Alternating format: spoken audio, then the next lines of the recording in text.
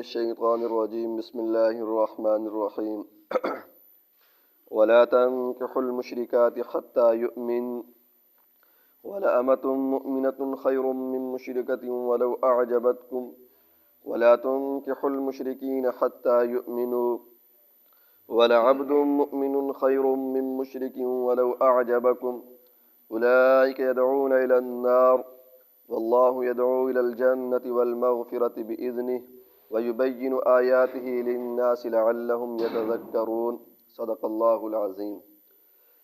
ترجمہ: ولا تنکحوا المشرکات، اور تم نکاح نہ کرو شرک کرنے والی عورتوں سے، حتی یؤمن، یہاں تک کہ وہ ایمان لے آئیں، ولأمۃ مؤمنۃ، اور مومن باندی، خیر من مشرکۃ، زیادہ بہتر ہے شرک کرنے والی عورت سے، ولو اعجبتکم، اگرچہ وہ تمہیں اچھی لگے، ولا تنکحوا المشرکین، اور نہ نکاح کراؤ اپنی ماں بہن بیٹیوں کا شرک کرنے والے مردوں سے، حتی یؤمنوا، یہاں تک کہ وہ ایمان لے آئیں، ولعبد مؤمن خیر من مشرک، اور مومن غلام بہتر ہے شرک کرنے والے مرد سے، ولو اعجبکم، اگرچہ تمہیں وہ اچھا لگے، اولئک یدعون الی النار، یہ لوگ شرک کرنے والے بلاتے ہیں آگ کی طرف، واللہ یدعو الی الجنہ، اور اللہ تعالیٰ بلاتے ہیں جنت،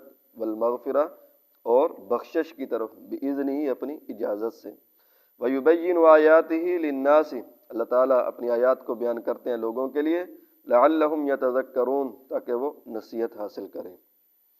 اس آیت مبارکہ کے اندر اللہ تعالیٰ نے بھی نکاح کے کچھ احکام بیان فرمائے ہیں، کچھ آگے آئیں گے۔ حضور نبی کریم صلی اللہ علیہ وسلم نے بھی نکاح کے بارے میں بڑی تفصیل کے ساتھ جو ہے احکام بیان فرمائے ہیں۔ آپ نے فرمایا کہ جب نکاح کرو تو عورت کا جو ہے ولحسنھا، اس کے حسن کی وجہ سے، یعنی حسن کو دیکھا جاتا ہے، کوئی عیب نہیں ہے، دیکھنا چاہیے کہ وہ خوبصورت ہے یا نہیں ہے، اور اس طرح ولحسبھا، اس کے خاندان کو دیکھا جاتا ہے، دیکھنا چاہیے کہ بھی خاندان کون سا ہے، قبیلہ کون سا ہے، اور فرمایا ولمالھا، اور اس کے مال کو دیکھا جاتا ہے کہ بھئی یہ مالدار ہے یا غریب ہے، کوئی بات نہیں، دیکھ سکتے ہیں، اور ولدینھا، اس کے دین کو دیکھا جاتا ہے، اور آگے فرمایا فاظفر بذات الدین، کہ خاص طور پر یہ جو دین والی شک ہے اس کو دیکھنا ہے، باقی چیزیں بھی تم نے دیکھنی ہے، لیکن زیادہ چیز جو دیکھنے کی ہے، ٹھیک ہے نہیں، باقی چیزوں کے اندر اگر کمی کوتاہی ہو بھی جائے، لیکن دین والی چیز کو کبھی نہ چھوڑنا، دین والی شک کو نہ چھوڑنا، دین والی صفت کو نہ چھوڑنا، جس عورت کے اندر دین والی صفت ہو اس کو اختیار کرنا، ٹھیک ہے نا جی۔ اور پھر یہ بات ہے کہ چونکہ آگے اس نے بچوں کی ماں بننا ہوتا ہے، اور ماں آپ کو پتہ ہے کہ پہلی درسگاہ ہوتی ہے، ٹھیک ہے نا؟ اگر ماں نیک اور اچھی سیرت والی ہوگی تو بچوں کے اندر بھی وہی اخلاق پیدا کرے گی، اور اگر ماں ڈانسر ہوگی تو بچوں کو وہ یہی چیزیں سکھائے گی اور اسی کی تعلیم دے گی اور اسی طرف جو ہے وہ لے کر جائے گی۔ اگر ماں پڑھی ہوئی ہوگی صحیح، ٹھیک ہے نا جی، تو بچوں کو صحیح جو ہے وہ قرآن پاک اور اسی طرح کلمہ، نماز وغیرہ جو ہے، ٹھیک ہے نا جی، وہ سکھائے گی، اور اگر نہیں پڑھی ہوئی تو کب وہ سکھائے گی؟ وہ تو کہے گی کہ بھئی ٹھیک ہے نا جی، جیسے میرا بھی اب تجربہ ہو چکا ہے، ٹھیک ہے نا جی، پہلے تو صرف کتابیں پڑھاتے تھے کہ بھئی ابھی جب پیپروں کو 2 دن 4 دن رہتے ہوں، مسجد کی چھٹی، بھی پیپروں کی تیاری ہو رہی ہے، جب پیپر آ جائیں پھر چھٹی، ٹھیک ہے نا جی، اور اسی طرح بھئی حالانکہ پڑھنا کتنا ہوتا ہے؟ آدھا پونا گھنٹہ، لیکن اسکول کی اتنی اہمیت ہونی چاہیے، پڑھنا چاہیے، یہ بات نہیں ہے کہ نہیں پڑھنا چاہیے، لیکن ایک جو قرآن پاک پڑھ رہے ہیں اس کی تو آدمی جو ہے وہ ترتیب کو صحیح رکھے نا، لیکن چونکہ ماحول ایسا بنایا ہوا ہے ہم نے کہ بھئی یہ پیچھے ہے، یہ بعد کی چیز ہے، وہ پہلے ہے، اس کو پہلے ہم نے جا کور کرنا ہے، تو یہ سوچ ایک بے دین گھر اور بے دینی کی طرف لے جانے والی سوچ ہے۔ پھر ہوگا کیا کہ چھوٹی چھوٹی بات کے اوپر تو چھٹی ہوگی، ٹھیک ہے نا جی، اور ہوتا یہ ہے کہ سال کے بعد مولوی سے پوچھا جاتا ہاں بھئی ساڑھے نیانے نو کی پڑھایا ہے، ٹھیک ہے نا جی، تو وہ قصور پھر مولوی کا نکلے گا، ٹھیک ہے نا جی۔ بہرحال اگر دیندار ہوگی ماں، دین کا شوق رکھنے والی ہوگی تو وہ بچوں کو دین کی رغبت دلائے گی، دین کا شوق پیدا کرے گی۔ اسی لیے اللہ تعالیٰ فرماتے ہیں کہ شرک کرنے والی عورتوں سے نکاح نہ کرو یہاں تک کہ وہ مومن ہو جائیں، ٹھیک ہے نا جی. جو بھی مشرکہ عورت ہو، اور صرف یہ نہیں ہے کہ مشرک، بلکہ جتنے بھی یہ مذہب ہیں باطل، یہودی ہیں اور کیا کہتے ہیں اس کو، یہود و نصارہ کے ساتھ تو جائز ہے، لیکن اس کے اندر بھی یہ شرط ہے کہ اس کے عقائد اور نظریات صحیح، جو یہودیت یعنی اللہ تعالیٰ کی توحید کے اوپر ایمان ہو، اور وقت کے پیغمبر کے اوپر ایمان ہو، قیامت کے اوپر ایمان ہو. ٹھیک ہے نا جی. تو پھر تو ہے. اگر آج کل جو ہے ہم سب یہ انگریزوں کو عیسائی سمجھتے ہیں، ایسی بات نہیں ہے، بلکہ انگریزوں کے اندر دہریے بھی ہوتے ہیں، انگریزوں کے اندر بدھ مت بھی ہوتے ہیں، انگریزوں کے اندر دوسرے بھی ہوتے، مذہبوں کے بھی ہوتے ہیں. تو یہود و نصارہ کے ساتھ نکاح کرنا، یعنی ان عورتوں کے ساتھ ان کو بچیاں دینا تو جائز نہیں ہے، ان مردوں کے ساتھ لڑکیوں کا نکاح کرانا جائز نہیں ہے.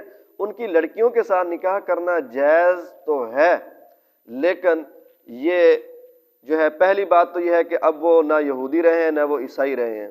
دوسری بات یہ ہے کہ اگر ان کے ساتھ نکاح کریں گے تو اس کے خرابیاں اور مفاسد بہت زیادہ ہیں. حضرت عمر رضی اللہ تعالیٰ عنہ کے زمانے کے اندر کسی پتہ چلا کہ بھی شام کے لوگ جو ہیں عیسائی عورتوں کے ساتھ جو نکاح کر رہے ہیں مسلمان، تو آپ نے فرمان جاری کر دیا، فرمایا کہ ان کے ساتھ نکاح کرنا بند کرو، یہ سیاستاً اور دیانتاً بھی تمہارے لیے نقصان کا ذریعہ بنے گا، کہ تمہاری اولاد جو ہے وہ عیسائیت کی طرف جو ہے وہ جائے گی، اور اسی طرح سیاستاً کہ یہ ہمارے ملک کی جو خبریں ہیں یہ وہاں پر لے جائیں گی. ٹھیک ہے نا، ہماری جاسوسیاں کریں گی. اور یہ جب تاریخ پڑھی جائے مسلمانوں کی پستی کے اندر بہت سارا کردار، زوال کے اندر، بادشاہوں کی جو ہے وہ کمزوری کے اندر یہ بھی آتا ہے کہ غیر مسلموں نے اپنی عورتیں جو ہے وہ ان کو دی ہیں. تو بہرحال غیر مسلم عورت کے ساتھ نکاح کرنا بھئی، اسی طرح یہ جو فرقے ہیں، رافضی فرقے ہیں یا قادیانی فرقے ہیں، تو یہ مسلمان نہیں ہیں، کافر ہیں. ان کے ساتھ بچیوں کا نکاح کرنا یا ان کی لڑکیاں لینا جو ہے وہ جائز نہیں ہے. اور اسی طرح بھی فرمایا کہ وَلَأَمَةٌ مُؤْمِنَةٌ خَيْرٌ مِّن مُشْرِكَةٍ، مومن باندی بہتر ہے شرک کرنے والی عورت سے. ٹھیک ہے نا جی. اب باندیاں تو اس کو یوں سمجھ سکتے ہیں سمجھنے کے لیے کہ بھئی اگر ایک طرف اونچے خاندان کی بے دین عورت ہے، شرک کرنے والی عورت ہے، مالدار عورت شرک کرنے والی، اور دوسری طرف کمی گھر کی عورت دیندار ہے، نیک ہے، تو اس کمی گھر والی عورت کے ساتھ نکاح کر لینا یہ زیادہ بہتر ہے. ٹھیک ہے نا جی، زیادہ صحیح ہے اس سے جو خاندان تو اونچا ہو، پیسے والی تو زیادہ ہو، لیکن ہو بے دین. فرمایا کہ مومن باندی کے ساتھ نکاح کرنا شرک کرنے والی سے زیادہ بہتر ہے. ایک صحابی غالباً حضرت عبداللہ بن رواحہ رضی اللہ تعالیٰ عنہ نے نکاح کر لیا تھا ایک باندی کے ساتھ، بلکہ نہیں، ایک ان کی کالے رنگ کی باندی تھی، ان کو انہوں نے تھپڑ مار دیا. حضور کے پاس آئے کہ مجھے سے باندی کو تھپڑ مار دیا ہے. تو حضور نے فرمایا وہ کیسی ہے؟ فرمایا کہ وہ نماز پڑھتی ہے، روزے رکھتی ہے. فرمایا کہ وہ مومن ہے. تو عبداللہ بن رواحہ نے کہا کہ میں اس کو آزاد کر کے اس کے ساتھ نکاح کر لوں گا. کتنا بڑا اعزاز ہے اس باندی کے لیے. تو لوگوں نے اس کو جو ہے وہ آر دلایا. ٹھیک ہے نا جی، کہ بھئی تو نے جو ہے اپنی باندی کو جو ہے اس کے ساتھ نکاح کر لیا، کالی کے ساتھ نکاح کر لیا. تو پھر اللہ تعالیٰ نے یہ آیت نازل فرمائی کہ جو مومن عورت ہو، چاہے وہ باندی کیوں نہ ہو، وہ شرک کرنے والی سے اچھی ہے، اگرچہ وہ تمہیں خوبصورت لگتی ہے شرک کرنے والی. تو بھئی بچیوں کی تربیت کے بارے میں حیران رہ گیا. ایک واقعہ لکھا ہوا تھا تفسیر اس میں شیخ سرفراز خان صفدر والی رحمۃ اللہ علیہ والی میں، کہ حضرت ابو دردہ رضی اللہ تعالی عنہ کی بیٹی جوان ہوئی، گھر والوں نے، خاندان والوں نے رشتہ تلاش کیا، بتایا گیا کہ فلاں لڑکا ہے اس کے ساتھ.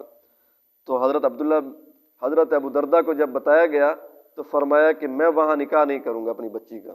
کہا کہ وہ کیوں؟ بھی لڑکا غریب ہے. کہا کہ نہیں، مالدار ہے. کہا کہ لڑکا پڑھا ہوا نہیں ہے. کہا کہ پڑھا ہوا بھی ہے. کہا کہ لڑکا دیندار نہیں ہے. کہا کہ دیندار بھی ہے. پھر کیوں آپ وہاں نکاح نہیں کرتے اپنی بچی کا؟ فرمایا کہ اس لڑکے نے گھر کے اندر کام کاج کرنے کے لیے باندیاں رکھی ہوئی ہیں، اور جب گھر کا کام کاج باندیاں کریں گی تو میری بیٹی وہاں جا کر کام کاج نہیں کرے گی، ساس سسر کی خدمت کر کے جنت حاصل نہیں کر سکے گی. ٹھیک ہے نا جی. آج یہ کوئی ہم اپنی بیٹیوں کو بتاتے ہیں؟ میرا خیال یہ پتہ ہی نہیں ہوگا اس چیز کا. ٹھیک ہے نا جی. یہ صحیح سمجھو کہ میں نے بھی آج ہی یہ واقعہ پڑھا ہے.